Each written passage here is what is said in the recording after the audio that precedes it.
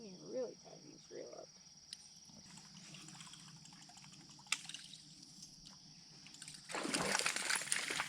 Scared the fire out of me when he jumped like that. Why that? I don't know. Why is that? Dink-a-link. It's like 4 inches. This one over here is a gimme. You Mm-hmm. can have it. This one over here is a gimme. So you can have it all to yourself. And I ain't gonna make a cast at it until you cast at it 3 or 4 times. What?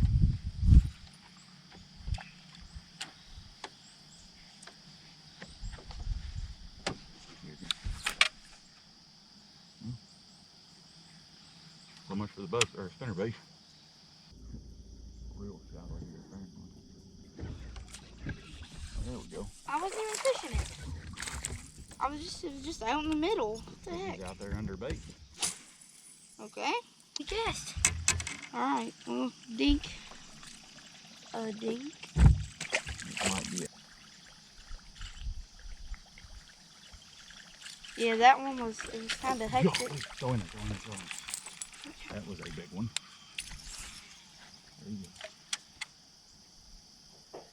Hey guys, welcome back to the channel. Greatly appreciate you all taking the time to click on the video and hopefully learn a little bit, maybe get a little entertainment out of it too. So the last video clip that you just saw there was a day on the water with me and Hunter, kind of pre-fishing for a tournament at Nolan River Lake, breaking down these bodies of water and finding multiple patterns and kind of deciphering what patterns will play when, where, based on weather conditions, time of year, seasonal patterns, water temperature, water color, all those different factors. Some days we go out and it's one predominant pattern plays, and other days you can find multiple patterns. So as tournament fishermen, a lot of times we're looking for multiple patterns that evolve as the day goes on so that we have a lot of options come tournament day. But the video you just saw was when we started. There was just a few fish out on the flat, catching a few fish here or there, but those fish just didn't seem to be back in those little shallow flats. So we kind of made a change, made a little move, and kind of followed the fish backwards, so to speak. If they're not out on the flat, we kind of follow them back out towards a little bit deeper water, towards those channel bends, and that is where we started to catch them. We had some wind blowing in on a channel bend bank, some wood cover, predominantly laydowns, and the fish were positioned on the ends of these laydowns, just waiting for the bait to flush over them. So watch the next clip here. You'll kind of see those little changes that we made to find some better quality fish. Taught Jack how to make it. Dawn.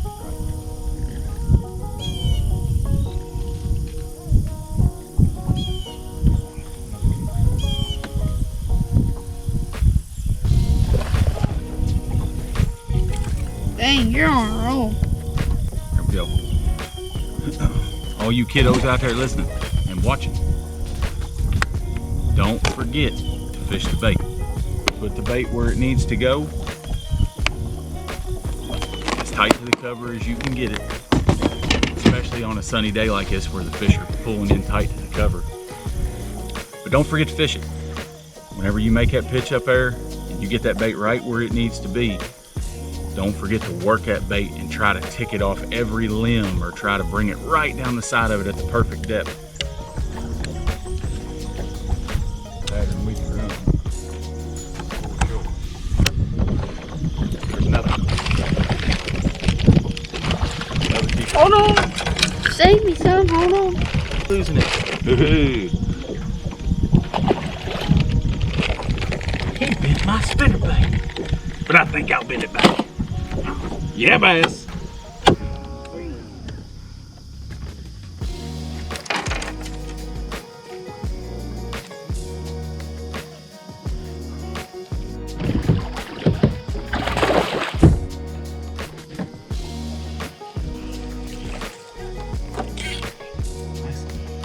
Dang. Nice.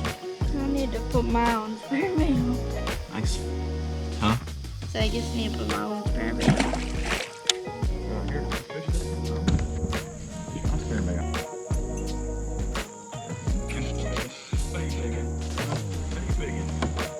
He's hung in the tree. Look at him. Come out there, fish. Let's get home. Did you see him? No. It's a freaking mega. Like 5 pound range mega. Golly. That's a freaking stud. I knew when he got wrapped in that tree, I was like, yep, I'm done. Golly. I tried to keep him pinned, but there's only so much you can do. Now, as you can see there, had that wind blowing in, and sometimes that's key, especially in cleaner water. In this situation, we had some stain, but especially in cleaner water, that wind can make all the difference in the world between getting bit and not getting bit. We've kind of got our watercolor nailed down at this point. We've got wind as a factor, and we've also kind of figured out that the channel banks seem to be holding a better quality fish. As you saw at the end of that clip, we did pull up to a channel bank that didn't have any wind, and I flipped a tube into a laydown and hooked up with probably the biggest fish of the day, and I just got it pinned in the laydown and couldn't get it out, but it was in that 4 to 5 pound class and would have been the biggest fish of the day by far, but unfortunately wasn't able to get it out of the tree, and sometimes it just happens that way. So we know there's no wind, so we have to sometimes flip a tube or kind of slow our presentation down if we don't have that wind. But the fish were still there on those channel bend banks. So the next clip you're going to see is we're following that same deal. So we know the channel bends, but we're starting to lose our wind as the day goes on. So I find a channel bend that's got the next key factor, which is bait. First bank we fished with the spinner bait had the bait on it. This one, it's got the bait on it. But now it's got shade. We don't have the wind, but we've got the shade. So I know it's time to pick up the old buzzer and let her fly for a minute, and we're able to catch some good quality fish on this particular stretch.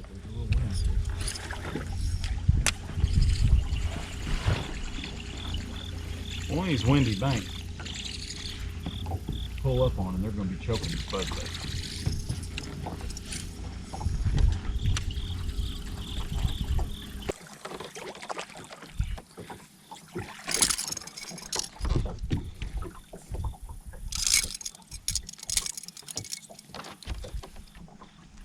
Bingo. There'd be one up through here. One of these banks with wind on it, they would bite it. That's 4 keepers, and I lost that big one. That would have been 5 keeper bites so far. Wait, son. That's a giant. I mean a freaking mega.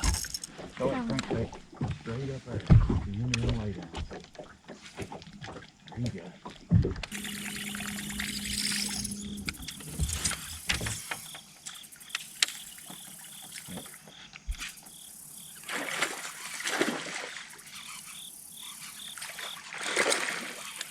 Told you there's some big fish on this bank. I guess I need to be throwing a buzz bait. I want to catch one.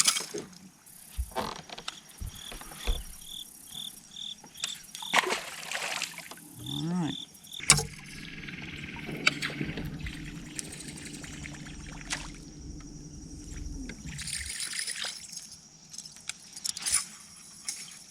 Buzz bait. Another keeper. Spot.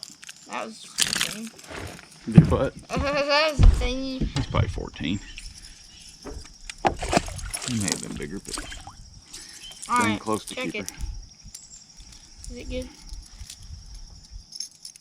So as you can see there, still building. We're still figuring out little pieces here or there. So I can now bounce around throughout the lake in different areas and kind of chase those same conditions, so to speak.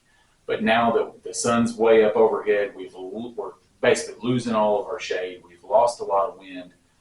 We know that if we can find some banks that have channel nearby, watercolor that we want, we need that shade because we've lost our wind. So we're going to boat docks.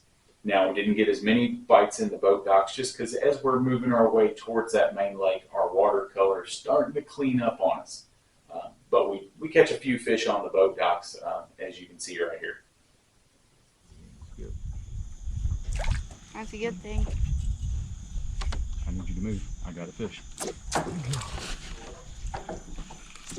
Missed that one.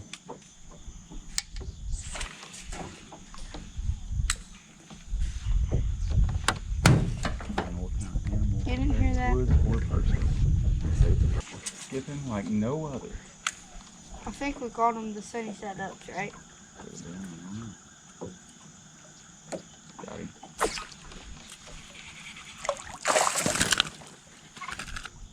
What do I do? Move. Just stopping. Don't quit.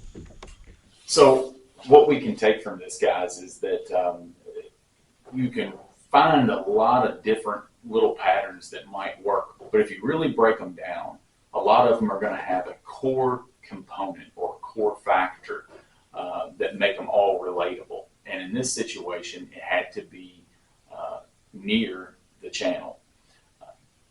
As things progress, they might need to all be on the flat, but you just kind of have to keep up with where the bait is, and that's typically where the fish are going to be. So you just kind of have to make little adjustments, try different things, don't be scared to experiment. Some days we go home absolutely scratching our heads saying, what in the world just happened? Now, I know here on YouTube, on this platform, we show a lot of the good, but there are a lot of days where it's not so good, and we go home scratching our head. But you know what? The fish are always trying to tell us something, and if we just listen, and the old cliche statements of fish the moment and fish free, man, they can't be more true. You just have to kind of keep an open mind, and little things we've picked up on throughout the day allow us to make changes. Sometimes we make them too late, and sometimes we get sucked down a rabbit hole and follow something for way too long. So, but the only way to know that is time on the water. It doesn't matter whether you're a bass fisherman, a crappie fisherman, a bluegill fisherman. The more time on the water, the more clues you're going to get to make you a better fisherman. Thanks again. You all have a great week. If you have not subscribed, please take the time to subscribe. It greatly helps the channel. It doesn't cost you a thing, not a dime, but it does help us. And we're blessed to be able to take you guys along with us on the ride. You all have a great week. Thanks again for tuning in.